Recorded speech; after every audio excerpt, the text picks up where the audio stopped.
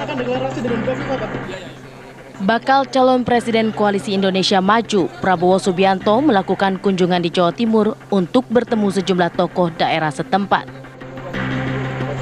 Tak hanya itu, kunjungan Prabowo di Jawa Timur antara lain melakukan lobi-lobi bakal calon wakil presiden. Sebelumnya, Kiai Haji Miftah Maulana Habibur Rahman atau Gus Miftah yang juga merupakan utusan dari Baca Pres Prabowo mendadak menemui Gubernur Jatim Kofifa Indar Parawansa di Gedung Negara Geraha di Surabaya. Usai pertemuan, Gus Miftah menyebut Kofifah memiliki kapasitas dan berpeluang menjadi cawapres. Diketahui Gus Miftah merupakan pendukung Baca Pres Prabowo dan memiliki tugas untuk berkomunikasi dengan para kiai dan habib guna memperkuat dukungan kepada Prabowo. Dapatkah lobi-lobi Prabowo ke Jawa Timur membuahkan hasil untuk mendapatkan dukungan di daerah pemilih kalangan Nahdlatul Ulama itu? Tim TV One mengabarkan.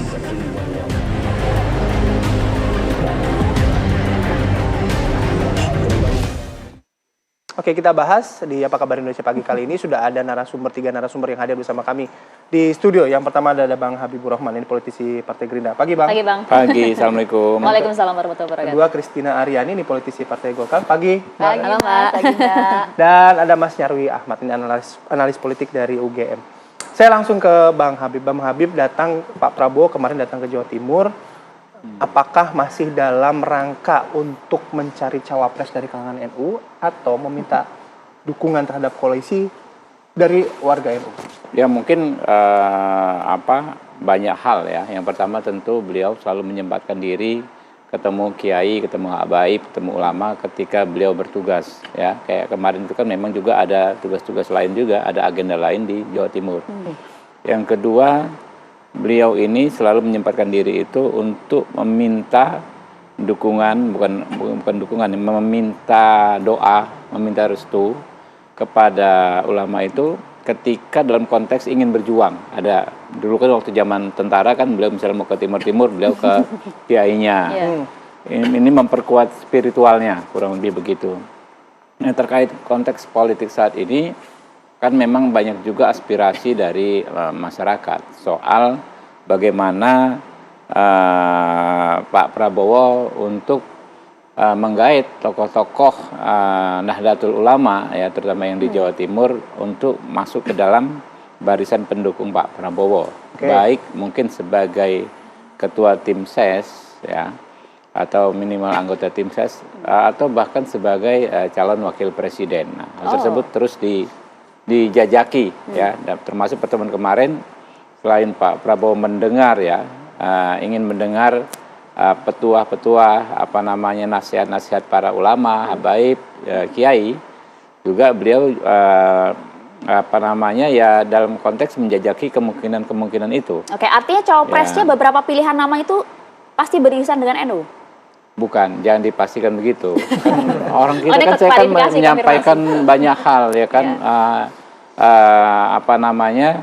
yang menjadi aspirasi dari masyarakat. Nah, itulah yang Pak Prabowo lakukan gitu. Oke. Kalau aspirasi sudah mengerucut, saya sebut 3 nama ya. Ada Bu Khofifah, ada Pak Erick Thohir, ada Mas Gibran. Itu kan kata Bayu. Ya, itu benar nggak 3 nama itu yang masuk dalam radar? Saya nggak bisa sebut namanya ya, tapi namanya aspirasi bagaimana bisa menggalang elemen penting bangsa ini, itu Nahdlatul Ulama ya, tokoh-tokohnya itu yang dijajaki saat ini.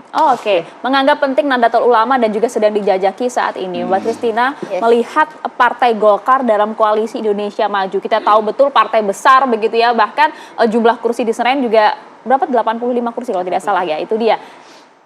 Satu sikap tidak dengan Prabowo Subianto yang akan melihat bahwa NU ini nampaknya penting untuk dijajaki dan bahkan menjadi salah satu faktor untuk cawapres. Rela tidak sih Golkar jika cawapresnya bukan Erlangga? Ya, jadi pertama-tama kami menyampaikan dulu ya bahwa Golkar sangat bisa memahami Pak Prabowo pergi ke Jawa Timur seperti itu, lalu bertemu tadi Bang Habib juga minta doa restu dan lain-lain. Ini sesuatu yang sangat wajar karena kan Jawa Timur ini penting untuk penyeimbang kekuatan yang sudah ada. Pak Prabowo punya kekuatan di Jawa Barat. Nah, dalam konteks itu juga perlu saya sampaikan bahwa Partai Golkar juga punya kekuatan, salah satu partai politik yang punya kekuatan di Jawa Timur. Kami punya 11 kursi di DPR RI dari Jawa Timur ya, dan kami paham betul peta di Jawa Timur ini seperti apa. Bahkan minggu depan ini hari Selasa kami akan adakan satu acara besar ya dalam konteks Maulid Nabi. Ini akan ada sholawat, ini akan hadir juga para kiai, para alim ulama dalam keluarga besar NU. Pesertanya 15.000 nanti itu seperti itu ya. Jadi memang kami paham dan itu sesuatu yang wajar dan harus dilakukan. Tentunya kalau Mbak bilang tadi rela atau tidak rela, saya mesti kembalikan dulu. Jadi memang partai kami ini punya infrastruktur yang besar ya, yang solid, termasuk juga di Jawa Timur, dan mesin politik ini sangat siap untuk bergerak ketika instruksinya datang dari atas gitu ya. Bagaimana instruksi ini bisa datang ya tentu saja ketika Ketua Umum kami menjadi pasangan yang tepat, kami lihat tepat untuk mendampingi Pak Prabowo. Tapi ini semua tentunya masih berproses ya. Kalau terakhir itu kan kita dengar semuanya akan dibahas kalau untuk calon cawapresnya nanti itu akan dibahas dengan ketua-ketua umum partai dan kami menghargai itu. Tapi tentu dalam konteks Partai Golkar kami masih terus mengupayakan. Tadi Mbak bilang kapan? 19 Oktober sampai 26 ya. Jadi masih ada cukup waktu untuk itu. Kami harap ya keputusan terbaik bisa dibuat. Oke, artinya masih mengupayakan Erlangga? Tentulah Mbak. Ya, keputusan terbaik akan dibuat itu. Posisinya kan Pak Erlangga sebagai ketua Golkar pasti juga daya tawarnya tinggi, Mbak. Dan komunikasi dengan mungkin dengan Pak Prabowo, dengan ketum-ketum yang lain gitu yang mungkin sudah dijajaki sampai sejauh ini gimana, Mbak? Oke, jadi saya mesti angkat satu hal juga. Jadi Partai Golkar merupakan partai yang menginisiasi pembentukan tim pakar untuk Koalisi Indonesia Maju dan juga cikal bakal embrio daripada tim pemenangan. Nah, Pak Prabowo juga sudah menyetujui bahwa untuk rapat-rapat tim ini akan diadakan di markas besar partai kami di DPP Partai Golkar. Sudah 2 kali rapat dilakukan. Yang pertama waktu itu dipimpin sendiri oleh Pak Erlangga dan Pak Prabowo, dan yang kedua waktu itu sekjen-sekjen ya, jadi dipimpin oleh sekjen kami juga Pak Ludwig. Jadi memang kalau dalam posisi partai kami sebagai pemikir, partai kami sebagai inisiator, sebagai think tank itu sudah tidak diragukan lagi ya. Soal konsep ya kami sudah punya pengalaman yang cukup lama untuk itu. Jadi kalau untuk itu sih nggak ada masalah. Tinggal sekarang pasti tinggal bagaimana ya kesamaan visi ini bisa kemudian diejawantahkan dalam suatu tujuan yang sama ya, satu komposisi yang sama. Pak Prabowo ini kan punya visi geopolitik ya, kami paham betul soal itu. Tapi geopolitik ini kan tidak bisa jalan sendiri, Mbak. Perekonomian itu menjadi hal yang sangat penting kalau kita bicara soal keberlanjutan. Kedepannya Indonesia ini di ASEAN akan menjadi pusat pertumbuhan ekonomi. Dan untuk itu kan Mbak juga pasti saya rasa sudah tidak meragukan lagi kapasitas Pak Erlangga sebagai Menko Perekonomian untuk hal itu. Oke, pertimbangannya cukup besar kalau untuk Golkar ini. Bang Habibur Rahman dan juga Mas Nyarwi harus merespon. Usai jeda ya saat lagi. Ya, Anda kembali di Apa Kabar Indonesia Pagi. Kita lanjutkan kembali perbincangan. Saya langsung ke Mas Nyarwi. Mas, analisis Anda bagaimana gitu dengan beberapa nama yang muncul? Kita bicara soal cawapres dulu aja ya. Beberapa nama yang muncul yang sudah kita bahas pagi hari ini, termasuk Pak Erlangga Hartarto. Gimana, Mas? Ya, kalau di blognya Pak Prabowo ini saya lihat banyak stok cawapres. Paling rame istilahnya. Jadi kalau wakil ketua umum, ketua-ketua itu ya ada Pak Erlangga termasuk. Di luar itu kalau di PAN ada Pak Erik gitu ya. Bahkan di luar alternatif itu kan Pak Prabowo juga membuka peluang yang lain ya kan. Yang beberapa juga tidak disebut Pak Prabowo langsung saya lihat. Tapi beberapa orang yang beberapa kali mendampingi Pak Prabowo. Siapa gitu. itu? Misalnya kayak waktu kunjungan Jawa Timur kan Gus Kausar menyebut nama Mbak Khofifah misalnya begitu ya. Belum lagi mungkin sebelumnya ada bahkan Gibran seperti itu ya. Nah jadi ini cukup kompetitif Bayu kalau di blognya Pak Prabowo ini. Tapi yang menarik beliau ini saya lihat kan punya stok ada 2 ya. Yang satu itu yang dari nama-nama yang dimunculkan oleh pimpinan di koalisi itu satu. Terus yang kedua di luar itu. Nah di luar ini saya lihat juga yang dipertimbangkan salah satunya Bayu, Maria itu kan orang-orang atau tokoh-tokoh yang punya basis. Yang dia punya daya magnetik elektoral. Nah ini yang kemudian juga akan ada sedikit ya. Tentu saja kompetisi tadi Mbak Christine menyebutkan ya kita Pak Erlangga katanya begitu ya. Nah tapi Pak Prabowo kan juga saya lihat juga berusaha membuka peluang yang lain. Kan tidak ada dalam pilpres misalnya capres manapun yang mau kalah kan gitu. Pasti akan selalu mencari peluang-peluang untuk dengan berpasangan yang prospeknya bagus. Apalagi misalnya dia butuh basis-basis yang memang dia perlukan. Nah pertanyaannya kayak Jawa Timur misalnya, apakah benar-benar dibutuhkan sosok cawapres gitu yang memang punya basis kuat di Jawa Timur? Ya, kita tahu ada beberapa nama yang sudah disebut, salah satunya Mbak Khofifah misalnya begitu. Atau itu tidak diperlukan lagi karena Pak Prabowo juga daya elektabilitasnya bagus. Sehingga mungkin bahkan yang diperlukan adalah contoh memperkuat basis yang mungkin bisa saja di Jawa Tengah atau di mana, kan bisa aja kan gitu. Itu contoh ya. Seperti itu. Oke, tapi tadi disampaikan juga dengan berbagai pertimbangan, kalau kan tidak hanya basis yang kuat, tapi kan juga partai besar Golkar ini seperti apa menurut Anda? Oh, kalau partai memang menurut saya ya, itu dalam Pilpres partai kan memang aktor utama yang bahkan di dalam konstitusi kita yang berhak mengajukan itu kan gabungan partai politik. Jadi partai itu secara legal posisinya sangat kuat. Makanya itu sebenarnya kan dalam kompetisi untuk Pilpres ini itu kan ada dua tarikan sekaligus. Tarikan pertama jelas ya, komitmen, kesepakatan antar pimpinan partai. Karena kalau ini nggak diikat bisa lepas. Dan sudah ada yang lepas kan gitu, Mas Habib. Kan gitu, satu misalnya begitu. Oh iya. Golkar beda. Oh, Golkar spesial katanya ya. Karena kita ya. percaya nggak bakalan lepas kan gitu. Bahkan tadi sudah cerita, sudah ada core kampanyenya di inisiasi Golkar misalnya begitu. Nah, itu tarikan yang pertama jelas, soliditas blok koalisi. Yang kedua jelas, daya tarik elektoral. Kadangkala kendalanya ya, Bayu Maria. Seringkali ada nama-nama yang punya pengaruh di partai kuat gitu. Tetapi daya magnetik elektoralnya ini kadang kurang akselerasinya kurang bagus. Tapi kalau sosok Erlangga bagaimana? Ya, dari berbagai data survei kan kita juga lihat ya, artinya elektabilitas Pak Erlangga juga masih belum sepenuhnya menguat gitu loh. Masih di angka-angka mungkin 5 atau 4 beberapa misalnya begitu. Jadi ini juga menjadi tantangan ya. Karena kalau misalnya bahkan elektabilitas melejit, mungkin Pak Erlangga nggak hanya cawapres. Bisa jadi untuk memang dinominasikan capres.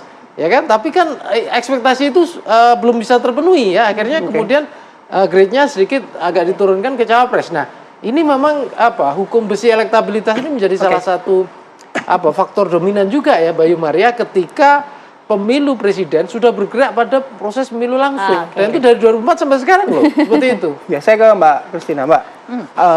Golkar yakin Pak Erlangga kan masih tetap dalam proses negosiasi ya tentunya dengan beberapa kader parpol lain. Tapi kan artinya gini, seperti yang disampaikan Mas Nyarwi, ada beberapa juga yang mungkin masih menjadi PR nih Mbak gitu. Nah, how to catch up ini begitu loh Mbak. Gimana cara mengejarnya bahwa Golkar punya suara memang yang besar dan sosok yang diusungkan kepada Pak Prabowo adalah sosok yang paling tepat.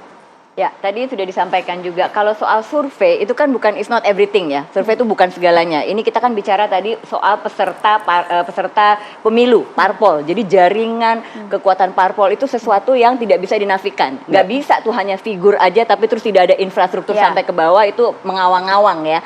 Nah, jadi yang kami tawarkan jelas, satu adalah infrastruktur partai ini yang siap bergerak maksimal sampai kita punya struktur dari Sabang sampai Merauke Mbak, dari Rote sampai Miangas. Ini bukan hal yang gampang dan itu semua ada. Jadi bukan cuman ada ketika tiba-tiba ada pemilu sebagai syarat verifikasi, bukan. Ini sudah proven ya, sudah terbukti ada. Nah, ini semua siap bergerak. Itu saya rasa juga punya nilai yang pasti Pak Prabowo juga ikut mempertimbangkan.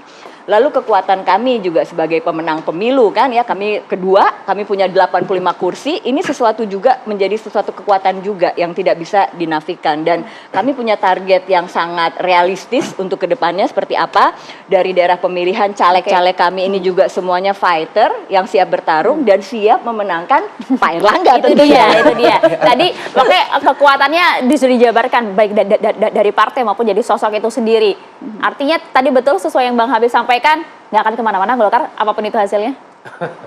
Apakah ini harus dijawab? Oh iya dong, harus. Dijawab itu karena Christina? Ya Pak Erlangga ini kan melihat Singkat semuanya ini sama ya, semuanya yang harus kita garis bawahi, koalisi ini punya kesamaan dalam pengertian ingin melihat keberlanjutan. Jadi sejalan dengan Pak Jokowi. Semuanya juga ada Pak Sulhas di situ. Semua ini punya pengalaman sebagai menteri-menteri yang membantu Pak Jokowi. Jadi tentunya semua berkepentingan untuk melihat hal-hal baik yang sudah ada saat ini, apalagi dengan survei 82% 62% Pak Jokowi itu kan memang rakyat semuanya menyetujui, ingin agar ini berlanjut. Dan dalam konteks itu bisa saya pastikan semua ingin melihat ada keberlanjutan. Oke, komit dan akan lanjut Bang, stoknya cukup banyak nih. Jadi total sebenarnya cawapres ada berapa sih? 4, 3 atau 2? Saya nggak bicara short list atau long list ya, tapi yang jelas koalisi yang ada saat ini sangat solid. Kenapa? Karena memang berangkat dari kesamaan visi tadi, seperti disampaikan Mbak Kristina, bagaimana bisa lanjut. Untuk lanjut itu kan kita harus menang. Dan itu yang terus didiskusikan oleh dengan Pak Prabowo bersama para ketua umum partai politik pendukung. Ya, kita tentu sangat memahami bahwa secara naluriah semua partai politik pendukung menginginkan cawapres yang mereka ajukan. Itu sangat wajar, sangat bisa dipahami. Tetapi kami yakin para pemimpin kami, para ketua umum partai politik bisa merumuskan dengan matang. Karena yang terpenting itu kan kita menemukan sosok yang paling pas sehingga bisa memenangkan kontestasi. Ya, jadi kita tunggu saja ya hasil seperti apa. Tapi yang jelas ini di yang saat ini ya saya tidak melihat ada salah satu atau beberapa pihak yang saling sandera di koalisi yang sekarang ini gitu loh. Tidak ingin kalau saya nggak ini maka begini. Setahu saya ya, saya mengikuti secara intens dan minta informasi ke para ketua umum partai politik jauh lebih cair. Ya, jadi benar-benar dirumuskan nanti dimatangkan, dimusyawarahkan sosok yang paling pas itu seperti apa. Memang tidak murni ukurannya elektabilitas ya, di survei-survei macam-macam ukurannya, parameter yang akan menjadi masuk ke dalam sistem scoringnya. Kurang lebih begitu. Oke, nanti kita tunggu ya apakah menjadi yang pertama datang ke KPU tanggal 19 Oktober atau barengan juga nih Yang paling penting yang menjadi pemenang. Karena semua partai semua masing-masing ingin menang gitu ya. Terima kasih banyak Bang Habib, Mbak Kristina, terima kasih banyak Mas Nyarwi, terima kasih banyak waktunya. Kurang panjang nih. Nanti kita lanjut lagi lah ya.